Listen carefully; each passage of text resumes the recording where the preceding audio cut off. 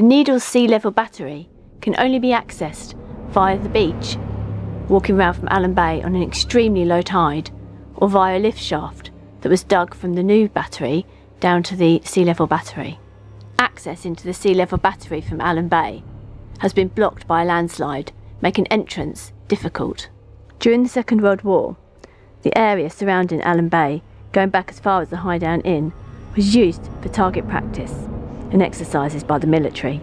The Needles Battery Road was marked out with canvas targets to be machine gunned by Hawker Typhoons roaring overhead in Warren. Infantry threw phosphorus bombs at pits, and Army Bren gun carriers and armoured cars would tear down the Highdown. Warships lying off the south coast would lob live artillery shells at Head and Warren.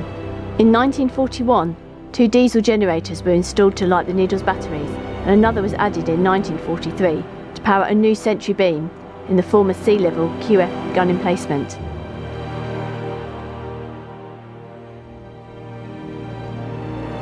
The Needles sea level battery was built from 1885, when they decided to expand the Needles battery into the cliff base to create defences against torpedo boats.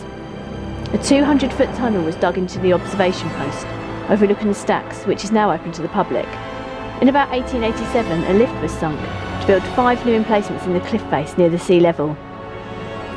In the 1890s, searchlights, quick-firing artillery and machine guns were tested in these cliff face emplacements, and a steam engine was built into the rock by the ditch to provide power for the lift and the lights. A sentry beam searchlight was installed in 1899 and used during the First World War.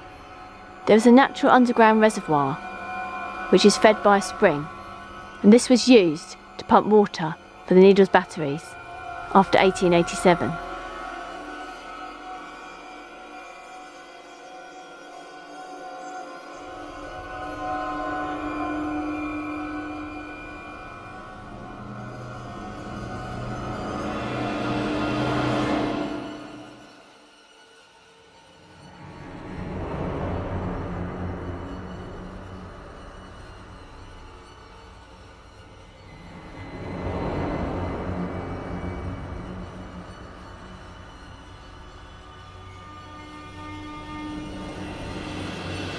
In 1915, an oil engine was installed into the lift house to power the lift. This replaced the steam engines, and a store for 600-gallon tanks of paraffin was built across the ditch.